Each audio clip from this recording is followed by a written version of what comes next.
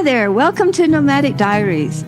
We're the podcast that takes you on journeys through the lives of those who have already embraced the international lifestyles.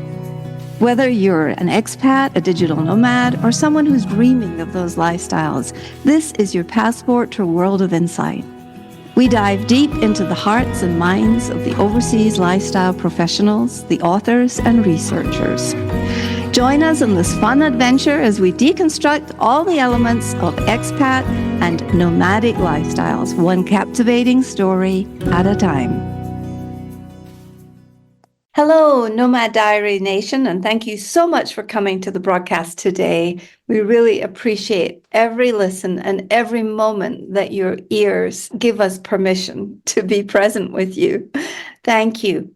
It's my pleasure to introduce you today to Kristen Rudberg. Now, Kristen and I just met today online, and I am so excited to, number one, hear her story, but number two, to introduce her to you. And we're going to be talking today on the subject of TCKs and feeling foreign in your own home. Welcome, Kristen. Hi, I'm so excited to be here. Thanks so much for having me on. You're welcome. I am just so thrilled that we can now make these sorts of connections in order that we can build the global heartedness and the body, mind, spirit side of living around the globe and what it takes, because I think it takes multiculturals and monoculturals to build a world that we will all thrive in. What do you think? Oh my gosh, of course. I 100% agree. When I was growing up in other countries as a kid, I had no idea that it was a singular experience. But, then when we came back to the States, I understood just what a strange experience it was and what a gift at the same time. I absolutely love, just in my work and in my life and in my own podcast, just bringing different people together to have conversations and share their stories and just tell people what they're all about. I like to introduce people to people they might not otherwise meet. Yes. In that way. Yes. Yeah. And that is part of the mission of Nomadic Diaries, is for us to have a place where the stories that have been locked away in the diaries can come out in order to create a meaningful purpose or way forward. I think one of the things I wrote at one point was, this is a place where stories wander. And wonder. I love that. But this is also the place where purpose finds its home. So you were just sharing with me a little bit about where you are now and your future new purpose for this foreseeable future. Would you like to share that with our listeners, please? Yeah, sure. Absolutely. I'm actually in Santa Fe right now. I lived here for about 8 years while I was attending seminary at Iliff School of Theology in Denver. I know where that is. Yes. And before that, I'd lived in Portland, Oregon for about 23 years. And I always tell people that I've had this kind of peripatetic life traveling everywhere because I grew up overseas. I just love the new adventure, exposure to new landscapes.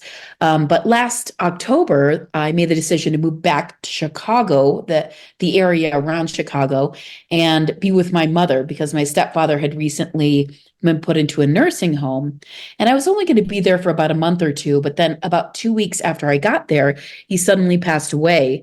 And then my mother got long COVID, and there was really no one to take care of her and be with her. And she's been in the house for almost 60 years. There's a lot to go through. There's just a lot of work that needs to happen in that house. And my brother and sister are both married with kids. They're very busy. And I thought, you know what? I will stay here and I'm going to help her and be with her and be present for her while she goes through so much grief, sorrow, loss, joy at having me home. So now I'm back in Santa Fe to pack up my life. I need to move back closer to both my parents because my father's dementia is getting worse, and just be present to them. So my wandering is going to be curtailed for just a little bit. Well, you can look upon it as a season of life. And I really salute your decision, because I had a similar decision to make just about 6 or 8 years ago with my dad. And he was in Scotland and he was on his own and he was failing. But he was in a situation where he had lots of support. He was in a beautiful place that he did not want to move from. And they had end of life care, and every step of the way he had care. I was faced with the decision to go back there and be with him, or be with my husband and my daughter, who was still at that time in university in the States. And so the decision ultimately was to go back and forth. And that meant a lot of commuting.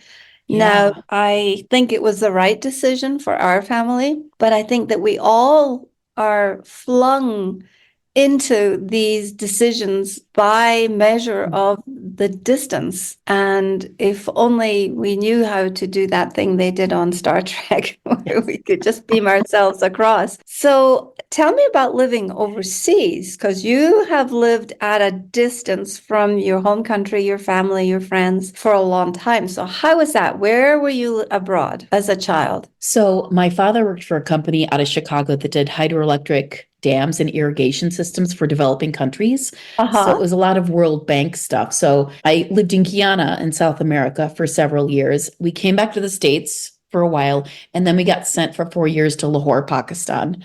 So I lived there as well for 4 years, grew up there, loved every minute. It was the 70s, and I didn't really understand that, you know, when I would come back to the States, that we took swimming classes every day. They taught us how to swim, partially because it was so hot and humid. They wanted to cool us kids off. So I had swimming lessons. I learned how to use a loom. They had this extra period. I learned how to stitch and sew. I learned all these macrame. They taught me macrame at school. Great. And it was such an interesting and fun and dynamic experience as a kid to kind of grow up with, yes, the learning, math, reading, that stuff, but also have art every day. And then to get to go swimming, it was the most amazing thing ever. I loved it. I loved it. I thought all school was like that. I thought, oh gosh, it's going to be this fun forever. That was not true, because I came back to the States and what grade? Fourth grade. So you came back to the States in fourth grade, and how many years were you in the States for? For pretty much ever. Oh, okay. Yes. Yeah. Okay. And I've gone overseas. I walked the Camino in 2013 for months. But other than that, I've been in the States ever since then. And I told someone when I was in seminary that I understood that at least I feel this way. The first great betrayal of my life was coming from the school in Lahore, where kids were we all liked each other. Every kind of kid you could ever imagine. We were just there to have fun and play with each other and have a good time and get to know each other. That was my experience and my understanding of what it was like to be a kid. Then we came back to the States, and we're in a suburb of Chicago, and everyone was white. Everyone was the same. I didn't even know what Jordache jeans were, but the fact that I didn't have them was kind of criminal, apparently. You know, Velveeta cheese was super important. My lunches were suddenly super important. And it was, I said in seminary, it was the greatest just betrayal of my life to go from this world where everyone was accepted. We were all just together to have fun, have a good time, be together, build relationships, and then come back to the States where everything I did was judged. The fact that I grew up in a foreign country was absolutely alien. And it didn't help that my mom on the first day of school sent us to school in Pakistani clothing. Oh, no, I get it. And I remember her being so proud taking the picture of us on the front steps, first day of school. We're in our Pakistani clothes. And then she sends us to school. Oh my gosh. Those kids must have just thought that I was some weird alien from another planet. So that didn't help at all. We very quickly learned to get jeans and t-shirts. I can laugh at it now, but it was mortifying as a child. It was just humiliating. I can imagine coming from a multicolored, multiracial, multicultural world to a monocultured world has always been really trying for me. I love the use of the terminology of betrayal. Because it feels like suddenly your Wonderland and your Wizard of Oz land has changed. And it's like, what happened here? Because we change at depth when we move overseas, and I believe that we never shift back. We will never be able to go back. But I believe it's taking that experience and moving it forward. And it's important to be able to get along with monocultures, right? Absolutely. Yes. I mean, I'm a big believer in just bringing as many people as possible to the table, Yes, every kind of human, so that the conversation can be more creative and diverse and have more life. Because if we're yes, all only listening to one perspective, we're going to lose not only a lot of the beauty and the color in the world, but a lot of the wisdom that other people might have that we don't understand. yes, yes, exactly. Exactly. And so after you moved back to America, do you feel like you ever fully assimilated? Oh gosh, no. Nope. Nope, nope, nope. I've always felt like a stranger in a strange land. And a lot of times I don't understand, even to this day, why people do and say the things that they do. Because I mean, I know based on my training, because I'm a trained spiritual director as well, that there has to be some reason for why people say and do the things they do. There just has to be. But part of my brain doesn't understand the way people comport themselves in the US. I mean, of course, I had what a huge benefit and gift growing up overseas and having that intelligence given to me that the world is a beautiful and diverse place. So, I do have to kind of meet people in this space where I have to understand that they've not had the same experiences that I've had. Yeah. And they probably do not look at the world the same way I do, as this really gorgeous multiplicity, of different faiths, cultures, arts, architecture. And I just have to meet them where they're at and kind of just shrug off the fact that I don't understand why they're doing and saying the things that they do. Because every interaction is a learning opportunity, whether it's about the person or about a history or about a story, which is why I love meeting new people. They're endlessly fascinating. Sometimes they're frustrating, but mostly fascinating. But yeah, I will never be able to thank my parents enough for bringing me overseas and having me grow up in another culture. That's a beautiful thing. That's a beautiful thing. So let me ask you, I don't really want to get political, but I'm about to get political. Sorry, listeners. How do you feel about the DE&I initiatives that are being sort of crushed or set aside, in our world right now? Because there's a state that I'm thinking of in particular that is basically putting all of that aside and not encouraging us in the way that the whole science and the art of DE&I has been seeking to open our minds. It seems like it's a process of closing our minds. Can you talk to me a little bit how you feel about that? I mean, makes me sick to my stomach. If you want to know how I feel. Yes, visceral reaction. I feel ill. Yes. I feel physically ill. Yeah. And I ask myself, am I prejudiced just because of my experiences? Maybe Yeah. prejudiced is the wrong word, but It is a different bias, though, isn't it? yes, 100%. And it's challenging because I really do try to see different points of view about different things. But I honestly deeply feel, and I know a lot of people feel this way, that we're only going to become stronger and the world more beautiful and our conversations more dynamic and fruitful if difference is celebrated, if more people are brought to the table, if others, I always use the analogy of a sandbox, because when I was a kid, we wanted more people in the sandbox. Come play with Yes, us. yes, Come yes, play and let's have yes, fun. I want to yes. create something with you. I want to play with you. I want to have a good time with you.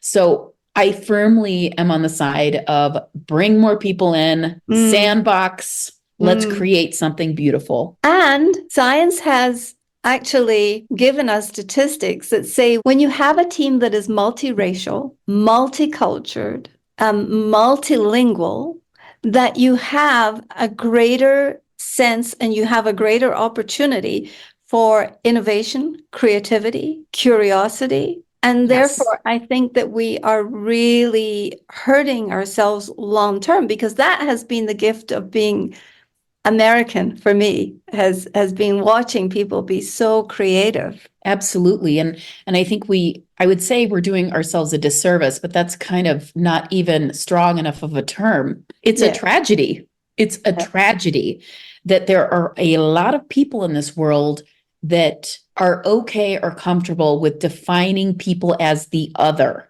and someone who we shouldn't be around or someone we shouldn't include. Or, there's a lot of psychological and cultural, there's so many reasons and excuses why people other people. Fear, maybe no generosity of spirit or unkindness. But I do think that it does take exposure Yes, it and does. encounter to Yes. understand. Also kindness. I mean, you have to be open to the conversation, the encounter with the other. And some people just don't have that capacity. They just don't want to do it or can't do it. They're perfectly comfortable in their safe little spaces and they don't want to be bothered.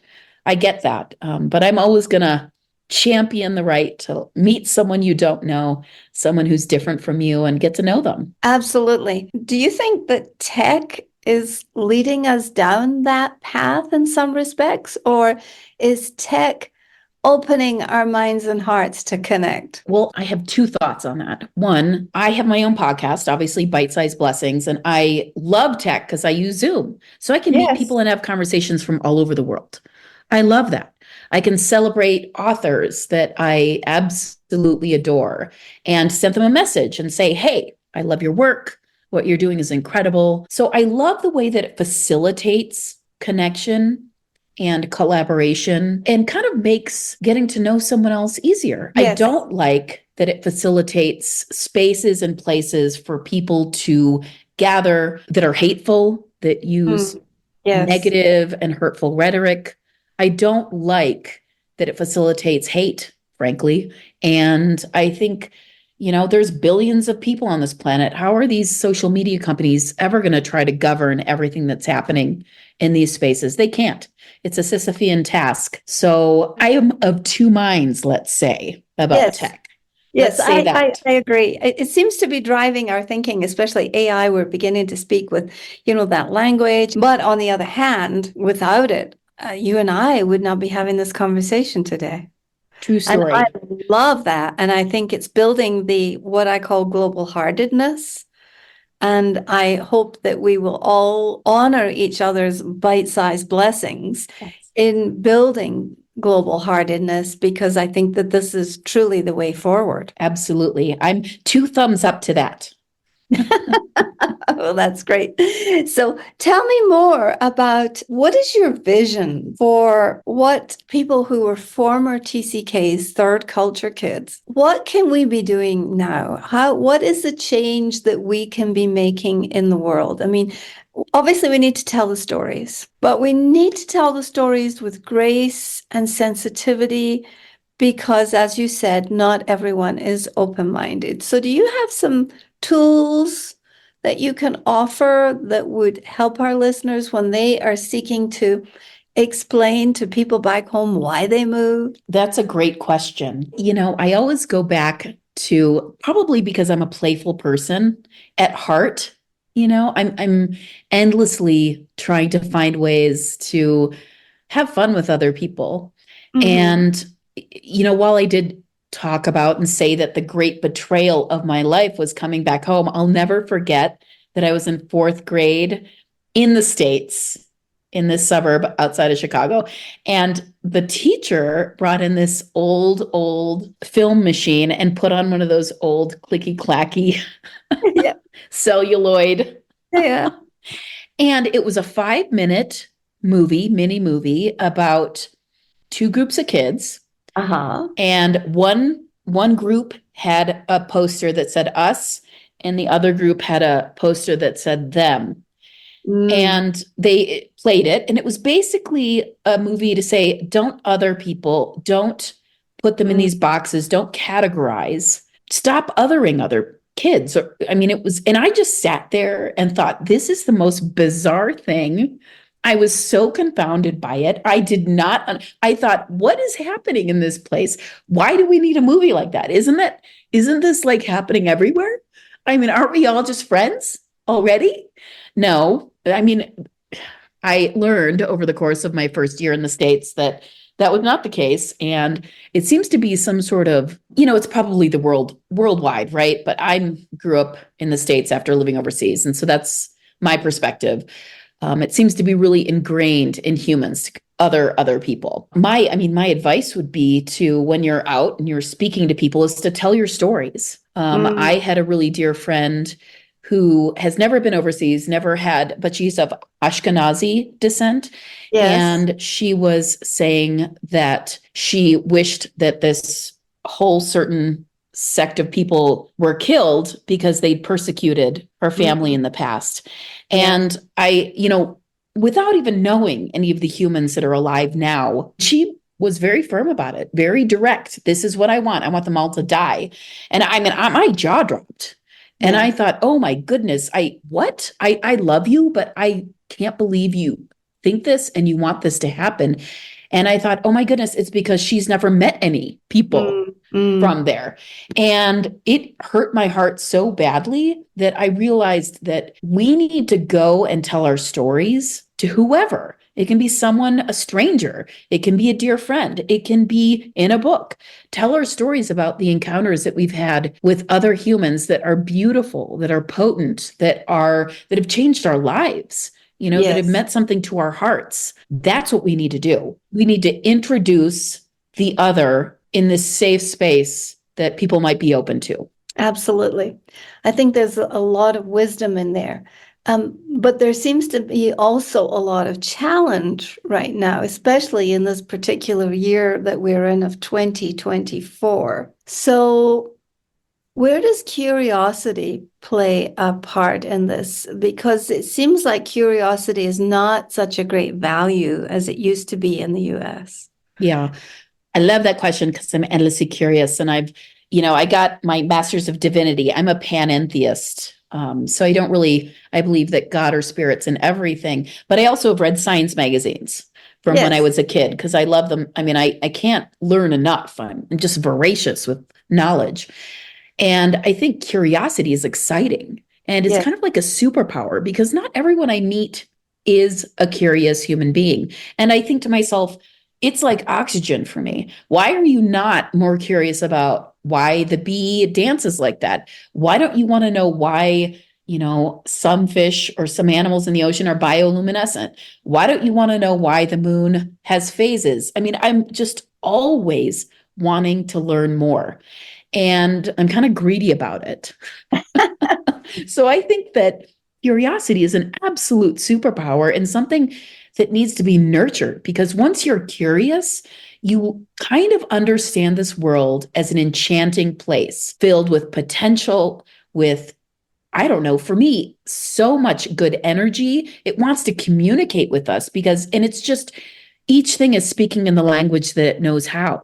Yes. We just have to have the patience and attention to kind of take it in and absorb it or kind of begin to absorb it. There's so many mysteries about this world, which makes it very exciting for me. And I do have to say, with kind of the tenor of the political climate in 2024, I always have told people that hate is easy. It's so easy. And othering people is easy. And sliding down that slope toward being intolerant or not wanting to invite people in is easy. And for me, who wants to do that?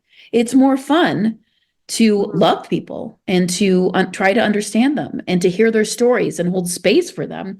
And, pretty much every religious tradition you've gone into, I studied Islam. I grew up over there, but Islam, Buddhism, Christianity, of course, the base is love. And there's a reason for that. And it's connection. It's love and it's connection. Absolutely. And I love what you said, because when I lived in Saudi, I was in Saudi Arabia for 15 years. Prior to living in Saudi, I was in Japan. And so we had a Shinto temple next to us. And I was deeply studying science of the mind and cultures at this point. And I had a 2-year-old. So I could spend a lot of time focusing on looking into the temple. And there was a great big gong every night at 8 o'clock. And that was Wee Willie Winkie. this enormous temple gong went off and the whole neighborhood shook. And she knew it was time to go to bed. So, learning those kinds of lessons was invaluable to me. And there are things that are ironed into my soul. And then we went to Saudi Arabia and I had to sit and collect myself after that 15-year adventure going, so what did I learn? Well, I learned tolerance is one of the things that I learned. And that's been very handy for me here. I've just recently moved to Mexico 2 years ago. And I think that I am not very culturally expansive every day. I have my limitations, but I am seeking to grow more in cultural intelligence and facilitation. But I must say that the gift of those experiences and the gift of living in Saudi and Japan were both absolutely critical in helping to navigate a new culture. And every day we're called to navigate a new culture because we all have culture. It's ironed into us. It's part of our invisibleness. So as a pan-atheist, I would love to hear your perspective on that. Well, I went to seminary and didn't have a religion. That's different. Yeah, that's Who a does whole. that? So you got there very open-minded. Yeah, I just felt called to get a master's of divinity. It's very interesting. You'll find this interesting, probably, because we're having this conversation about third culture kids. So I had to take an 800 question, personality thing for Denver, this test. Yes. And, it was 3 different personality tests, and it was to check to see if I was in the right program. Should I get a master's of theology, master's of divinity? And the gentleman who ran it was a pastor, Presbyterian, but also a psychoanalyst. And so we had a Zoom meeting and we were talking, and he said, I have to tell you, I've never had a result like this. This result has never happened for me. And in the test, there was this quadrant. There were 4 spaces with bisected by a cross, and each section, each one of the 4 meant different parts of your personality or who you were. And he said he watched the little button go around and around all those spaces, and it finally settled in the middle. And he said, I have never had that result. He said, you either have no idea who you are, or you can be whoever you want in any given moment. And I thought to myself, well, that's a survival tactic. And that's what you learned as a third culture kid growing up. You learned that to be the chameleon, because we all have that chameleon journey that we take on when we move through other cultures, right?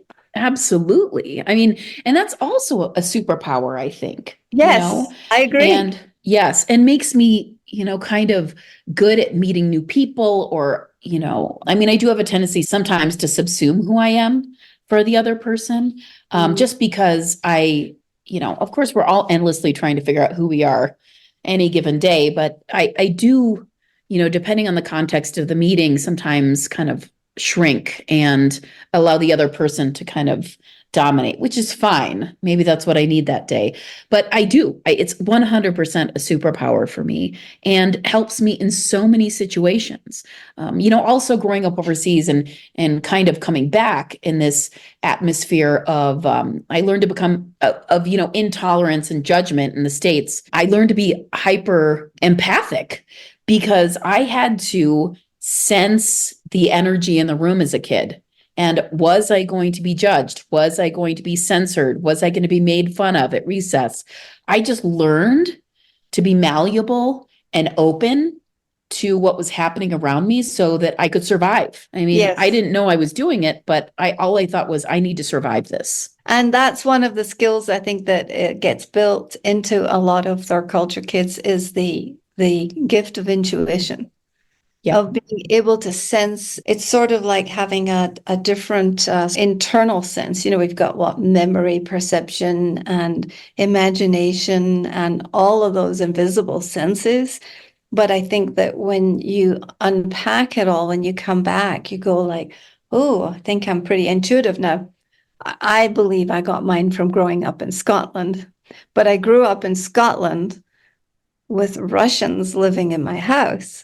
Learning Russians as a 6-year-old, learning that there was different dances, different foods, different language. And that was my first exposure to that. But I think that when we allow ourselves to move overseas and we allow ourselves to sit in another culture, we get the opportunity to grow that muscle. Absolutely. Yes. And it was actually really fascinating for me when I walked the Camino in 2013, because this helped me to understand that Americans are not universally loved everywhere. When I walked through France, so I started in southern France and walked up to the northern coast and then a little bit along the Spanish coast. But there were several interactions with people in France where when they found out I was American, it was like the light left their eyes. They suddenly were like, oh my gosh, please don't be awful. Please don't be awful. And then also along the Spanish coast, I stayed at a place where the people, when they found out I was American, they got this kind of sick look on their face. And I thought, okay, I mean, I guess this is part of my job, is to be a good emissary and to be, Be a citizen diplomat. It's true. I never thought of it before. Citizen diplomat, you were.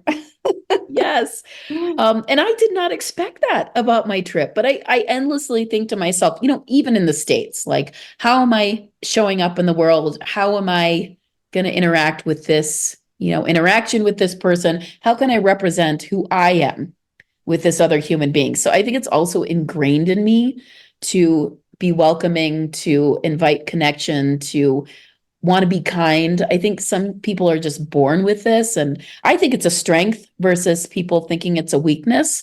But yeah, I had no clue that I was going to have to be a diplomat for Americans.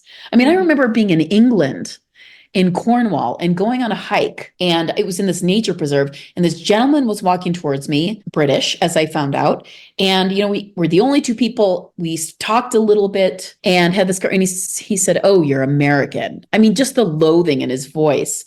And I thought, what has been happening out here that so many people detest Americans?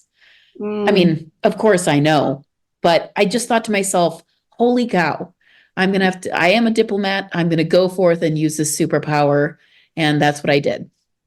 So I think that that's a really good message, actually, to start wrapping up on, because if we can share with the listeners the value of being that citizen diplomat, of being that positive presence out there to counteract all the negativity, and at least it's a beginning, and it's good for our souls. 100%. Yes. I mean, actually, my podcast just talked about kindness, and they've shown that scientifically that kindness changes your own body and brain chemistry. Yes. So when you're kind to other people, or inclusive, or just bringing people in, it changes your physiology. Yes. And it's very good for your body. So why wouldn't we all want to be doing that?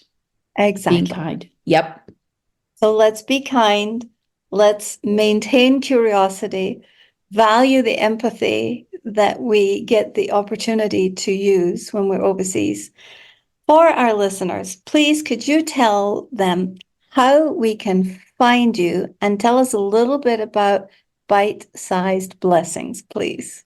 Yeah, this podcast is has emerged out of being a third culture kid. So it's called Bite-Sized Blessings. It's spelled BYTE because every episode has either the longer form interview or there's a little bite-sized, if you just want the tale of the miracle or the magical event that happened in someone's life. And I basically started by going to every single person I knew and asking them, hey, have you witnessed something or experienced something you thought was magical or miraculous? How did it change your life? Yes. And I've had everything from ghosts to mothers to best friendships to just incredible lessons people have learned along the way. I've had every kind of story. It's inclusive. Every religion has been on. I think I'm on episode 170 now, and I've absolutely loved it. You can find it, at my website, bitesizedblessings.com, or on Apple and Spotify, Amazon Music, Podchaser. But for me, Kristen Rudberg, I'm on Facebook, I'm on Instagram, and I just love my podcast because I get to hear these incredible stories, but then I get to meet all sorts of different people. And that's Yes. the best part. So I yeah. agree. I feel like I have met my reflection here. Yay! In terms of the best part of being of podcasting is the people that I get to interview, the brilliance that you bring.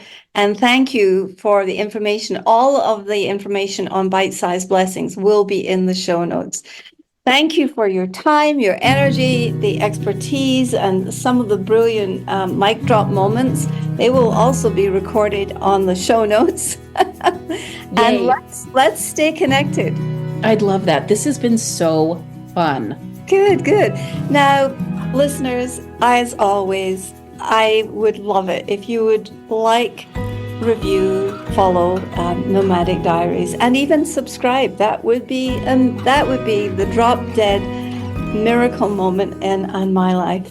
So for today, we say masalama, sayonara, and finally from Mexico, hasta luego.